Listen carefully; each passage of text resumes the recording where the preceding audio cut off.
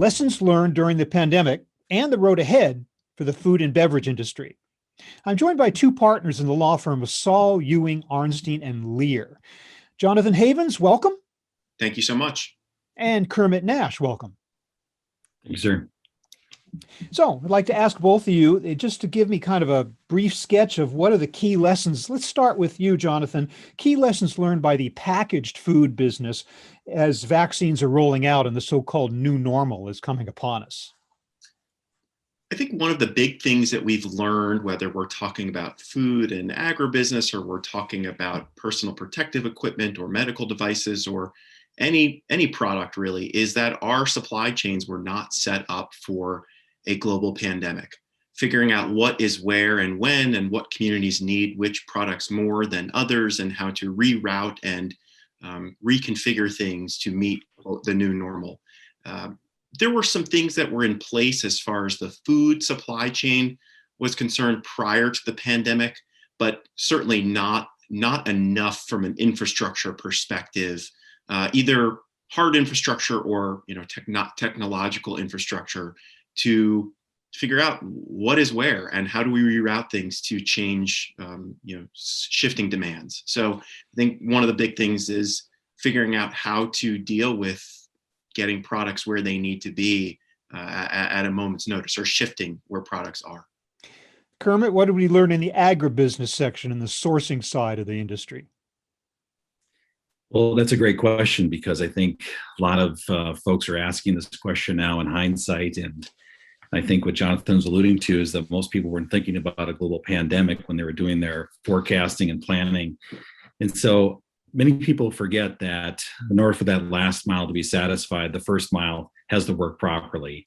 So farmers were planting crops, and all the middlemen and people who are taking care of supply chain issues, we're largely equipped to deal with getting products from point A to point B. But when the supply chain backs up in the last mile, it creates an impact which the likes of which we haven't seen before, not only in the US market, but globally. And that is products that are otherwise ready and able to get to market for processing or even get to consumers in many cases was stranded.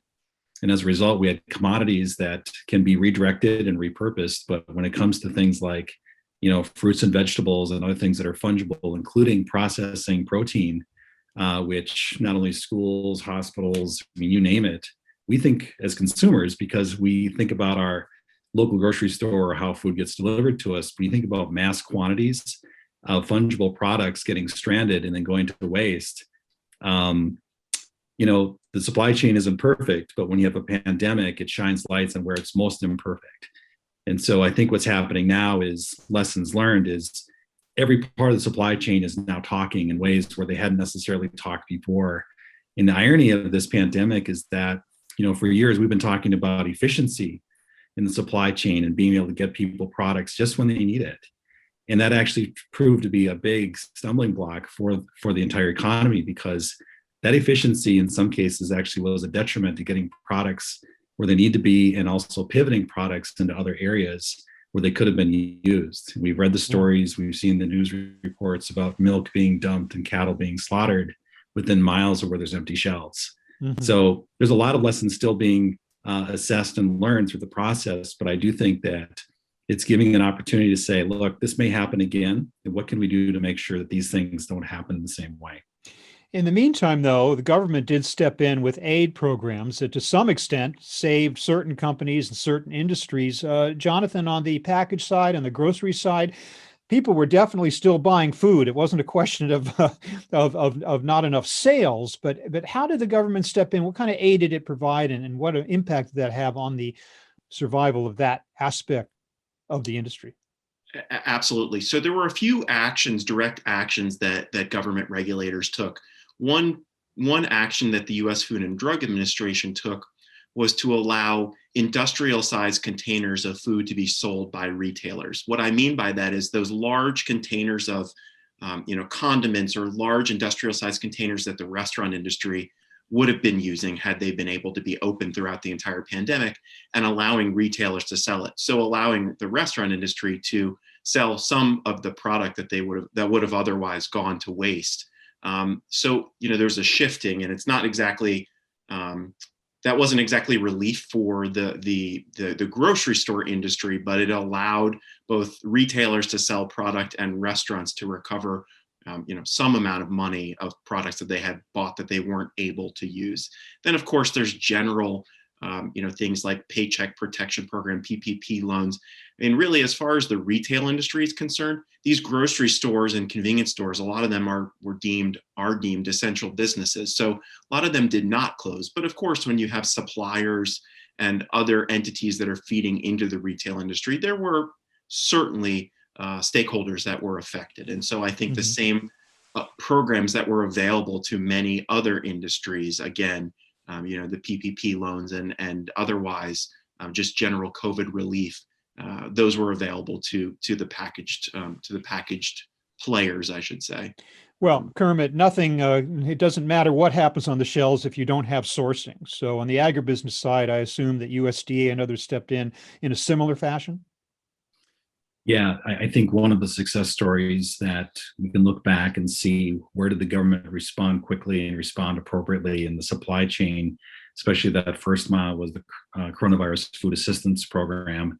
Now that's shut down as of December of last year, but CFAP 2 is actually underway right now, which basically provided aid to those who are producing. And if you think about what's happening, is that the large producers were having substantial log jams in supply chain, but the ability to pivot, if you're a local producer, to get products to market, oftentimes they got pinched. They weren't getting paid. There was products that otherwise would have sat. And so that government program to inject capital in the market and make them eligible for things that they otherwise wouldn't be able to do by way of, in some cases, repackaging, but helping provide some financial assistance, went a long way.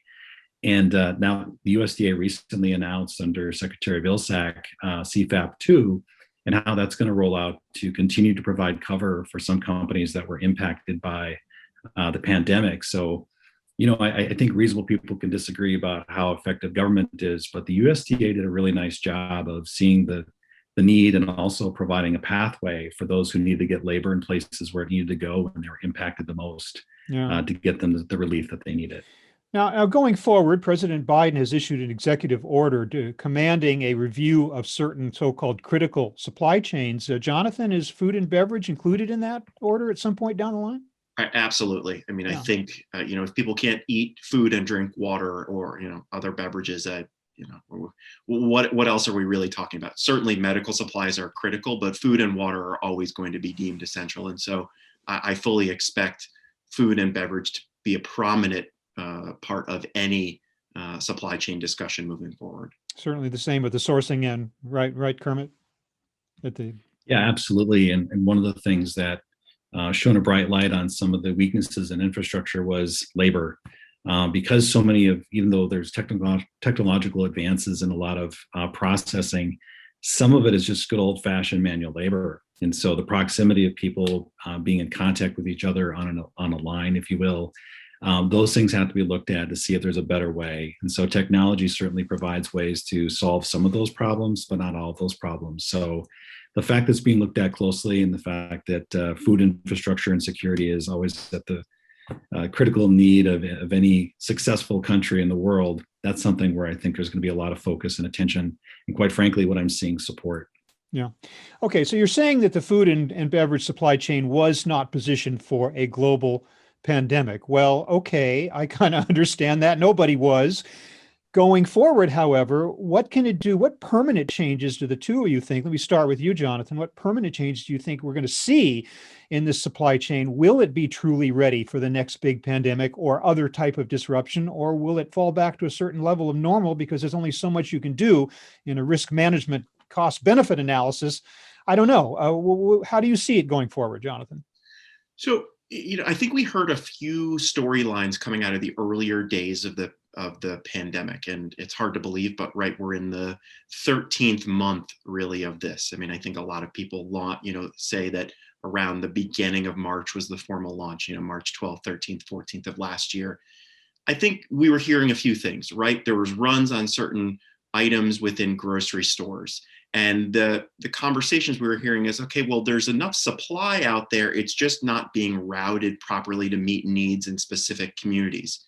So on the one hand, I think that that COVID helped the food industry tell a very good story, which is that it was able to keep up with the demand at the grocery stores. And it was more on the logistics side of figuring out, okay, where do we need to reroute certain products, hard goods, soft goods, those sorts of things. But, I don't want to sit here and say that the food industry did not do a good job. I actually think just the opposite. I think really stepped up against all odds and supplied food to the nation. Now, look, there were shortages. There were shortages in terms of having ready supply of all products that people expected at all times.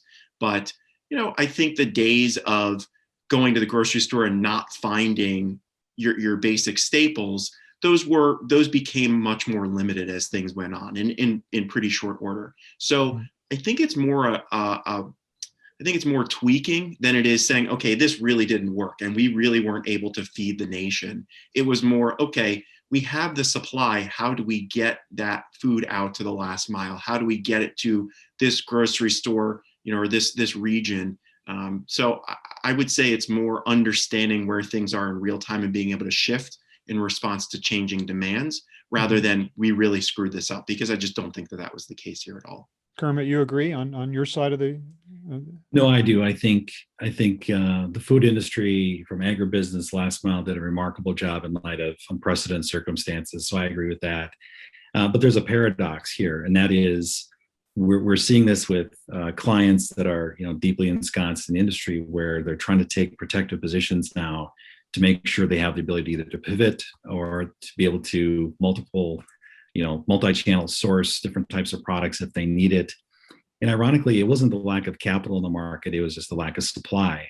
So we think individually how it impacts us and our families, seeing empty shelves and how that can freak just about anybody out. But when you think about supply chain, your supply chain is only as strong as the weakest link. So I think in many respects, if you're a small to medium-sized producer, processor, or somewhere in that chain, there's going to be a lot more pressure, because the larger club stores and those who are providing substantial amounts of products to the last mile are going to be asking for assurances to make sure, hey, if this happens again, how are we protected? So the paradox is that a lot of people who got hurt were the small and the middle. And so we would say, look, what happened is the United States also exports a lot of food. And so we were able to locally source a lot of food where there was gaps. And that's great for the small to medium-sized producer. But they're also now being the ones who are pinched a little bit, because they have to show to everyone who's upstream and downstream that they're able to perform and they've got cover in the event of another pandemic. So there's some growing pains in the future. And so during this time of a little bit of respite, I would see that there's going to be some opportunities for people to really take a look at their supply chain and see if they can't strengthen even the relationships that they have, even if it's locally sourced or multi-sourced. Some age-old problems made even more visible and critical by this disruption and future disruptions. Jonathan Havens, Kermit Nash of Saul, Ewing, Arnstein, and Lehr, I want to thank both of you very much for being with me today to help clarify the situation as it relates to the food and beverage industry. Thanks very much for being with me today. Thank you. Thanks for having us.